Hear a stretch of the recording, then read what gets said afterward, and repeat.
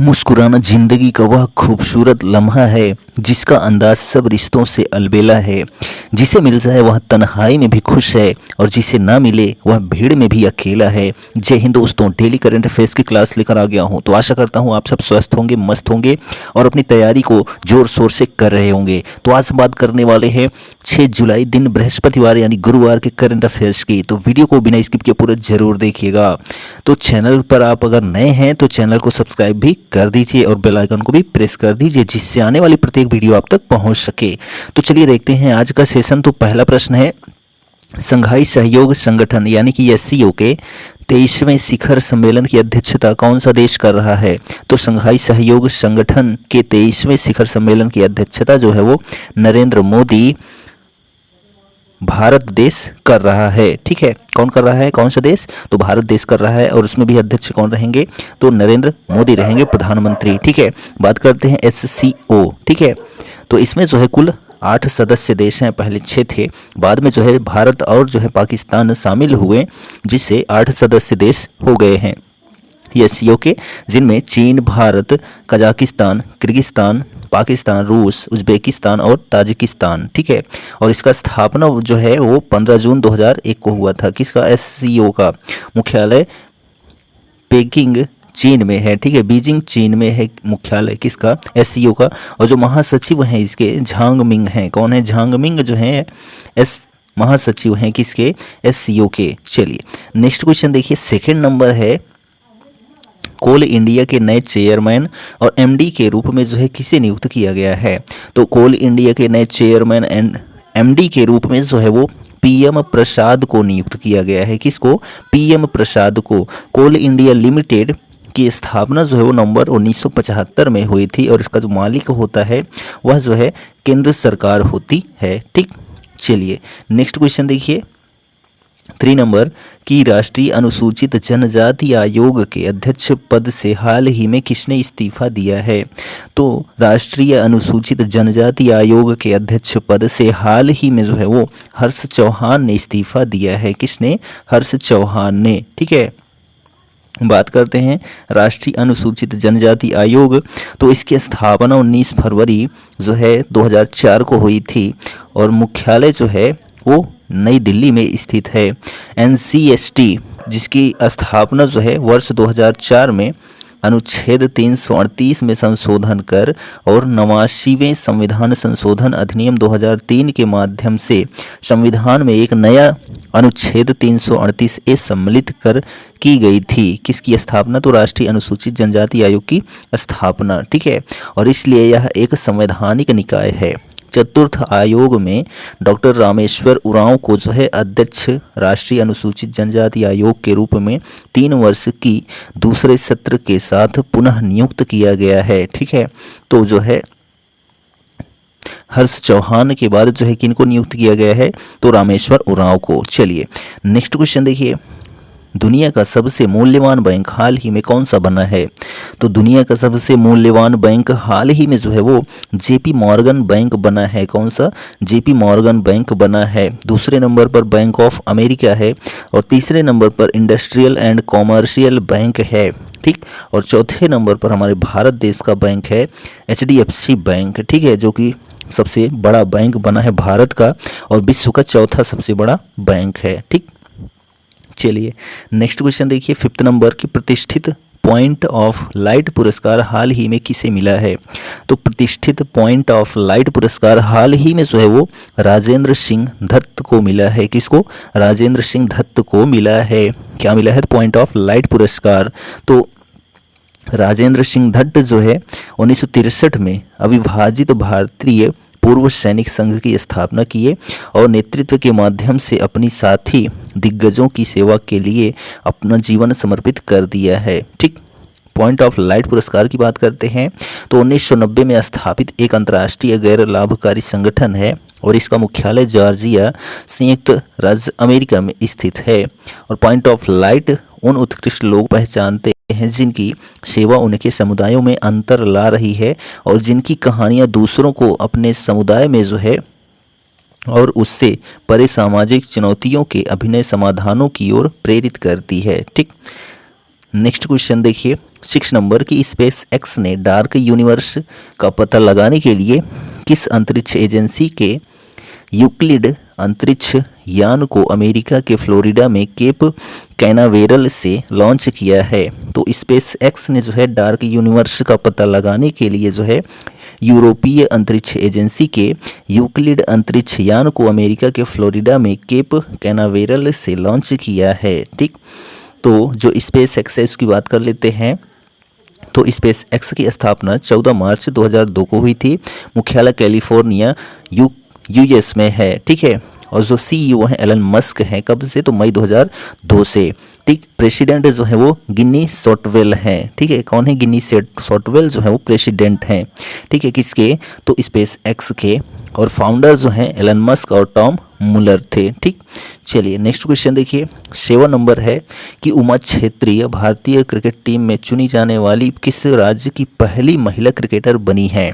तो उमा छेत्री भारतीय cricket team में चुनी जाने वाली असम राज्य की पहली क्रिकेटर बनी हैं। ठीक है, कहाँ की? तो असम राज्य की, जहाँ के मुख्यमंत्री हिमंत बिस्वा शर्मा हैं और राज्यपाल गुलाब चंद कटारिया हैं। कहाँ के? तो असम राज्य के। नेक्स्ट क्वेश्चन देखिए 8 नंबर है, किस देश की वर्जिन गैलेक्टिक विमान VSS यूनिटी ने अंतरिक्ष में अपना पहला मानव युक्त वाणिज्यिक उड़ान सफलतापूर्वक पूरा किया है? तो अमेरिका देश ने वर्जिन गैलेक्टिक विमान VSS यूनिटी ने अंतरिक्ष में अपना पहला मानव युक्त वाणिज्यिक उड़ान सफलतापूर्वक पूरा किया है। ठीक, इस अंतरिक्ष यात्रा पर इटली के 3 लोग गए थे। तो इटली की कैपिटल जो है वो रोम है और जो प्रधानमंत्री हैं जॉर्जिया मेलोनी है। कौन है? जॉर्जिया मेलोनी जो है वो प्रधानमंत्री हैं। कहाँ के? इटली के। और अमेरिका के जो है जो बाइडेन है। ठीक, चलिए नेक्स्ट क्वेश्चन देखिए 9 नंबर है कि राष्ट्रपति द्रौपदी मुर्मू स्वतंत्रता सेनानी अल्लूरी सीताराम राजू की 125वीं जयंती पर कहाँ आयोजित कार्यक्रम की अध्यक्षता की है? तो राष्ट्रपति द्रौपदी मुर्मू स्वतंत्रता सेनानी अल्लूरी सीताराम राजू की 125वीं जयंती पर जो है गचिबोली हैदराबाद में, कहाँ पर? गचिबोली हैदराबाद में जो है 125वीं जयंती पर आयोजित कार्यक्रम की अध्यक्षता की है। किसने? तो राष्ट्रपति द्रौपदी मुर्मू ने। अल्लूरी सीताराम राजू 1922 में रंपा विद्रोह का नेतृत्व किए थे। स्थानीय लोग उन्हें जो है मन्यम वीरुडू यानी कि जंगलों का नायक कहते हैं। इस अवसर पर जो है प्रधानमंत्री नरेंद्र मोदी ने आंध्र प्रदेश के भीमावरम में अल्लूरी सीताराम राजू की 30 फुट ऊंची कांस्य प्रतिमा का अनावरण भी किया। ठीक, नेक्स्ट क्वेश्चन देखिए 10 नंबर की, आर्थिक तंगी से निपटने के लिए पाकिस्तान ने कराची बंदरगाह को 50 साल के लिए किस देश के एडी पोर्ट्स ग्रुप को लीज पर दिया है? तो आर्थिक तंगी से निपटने के लिए जो है पाकिस्तान ने कराची बंदरगाह को 50 साल के लिए संयुक्त अरब अमीरात देश के एडी पोर्ट्स ग्रुप को जो है लीज पर दिया है। ठीक, तो पाकिस्तान के जो प्रधानमंत्री हैं शहबाज शरीफ हैं। ठीक है, और बात करते हैं UAE की यानी संयुक्त अरब अमीरात की। तो यहाँ के जो प्रधानमंत्री हैं, ठीक है, वो मोहम्मद बिन राशिद अल मखतूम हैं। ठीक है, और जो कैपिटल है अबू धाबी है। ठीक, चलिए नेक्स्ट क्वेश्चन देखिए 11 नंबर है कि 132वें डूरंड कप टूर्नामेंट का आयोजन किस शहर में किया जाएगा? तो 132वें डूरंड कप टूर्नामेंट का आयोजन जो है वो कोलकाता शहर में किया जाएगा। ठीक है, भारत के सबसे पुराने फुटबॉल टूर्नामेंट डूरंड कप का 132वां संस्करण जो है वो 3 अगस्त से 3 सितंबर 2023 तक जो है कोलकाता में शुरू किया जाएगा। ठीक है, और टूर्नामेंट का जो है ट्रॉफी टूर जिसे 30 जून 2023 को हरी झंडी दिखाई गई थी, डूरंड कप के इतिहास में एक महत्वपूर्ण मील का पत्थर है। डूरंड कप की स्थापना जो है 1888 में हुई थी और अखिल भारतीय फुटबॉल महासंघ यानी कि AIFF के अध्यक्ष जो हैं वो वर्तमान में श्री कल्याण चौबे हैं। ठीक है, और बात करते हैं फुटबॉल की। तो फुटबॉल कप्स जो हैं वो DCM Trophy, Durand Cup, Rovers Cup, Santosh Trophy, PC Rai Trophy, Subroto Mukherjee Cup, Merdeka Cup, Ashutosh Mukherjee Cup, ये जो सभी जो हैं वो फुटबॉल से संबंधित ट्रॉफियाँ और कप हैं। ये पॉइंट आप याद रखेंगे। ठीक, चलिए आगे बात करते हैं यहाँ पर। नेक्स्ट क्वेश्चन देखिए 12 नंबर है, कौन सा बैंक क्रेडिट कार्ड शाखा BOB यानी कि bank of Baroda financial solutions पर 49% हिस्सेदारी बेचेगा। तो बैंक ऑफ बड़ौदा बैंक जो है क्रेडिट कार्ड शाखा BOB फाइनेंशियल सॉल्यूशंस में 49% हिस्सेदारी बेचेगा। कौन? बैंक ऑफ बड़ौदा, जिसकी स्थापना 20 जुलाई 1908 को हुई थी। मुख्यालय अलकापुरी, बड़ोदरा, गुजरात में स्थित है।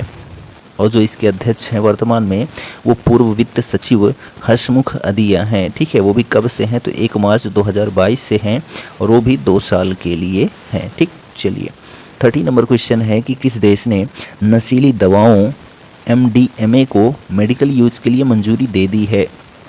तो ऑस्ट्रेलिया देश ने। किसने? ऑस्ट्रेलिया देश ने नशीली दवाओं MDMA मेडिकल यूज के लिए मंजूरी दे दी है। ठीक है, और जो MDMA है इसके बारे में जानते हैं। तो MDMA जिसे आमतौर पर जो है टैबलेट और क्रिस्टल के रूप में देखा जाता है, एक कार्बनिक यौगिक है। वांछित प्रवाहों में परिवर्तित संवेदनाएं, बढ़ी हुई ऊर्जा, सहानुभूति और आनंद शामिल हैं।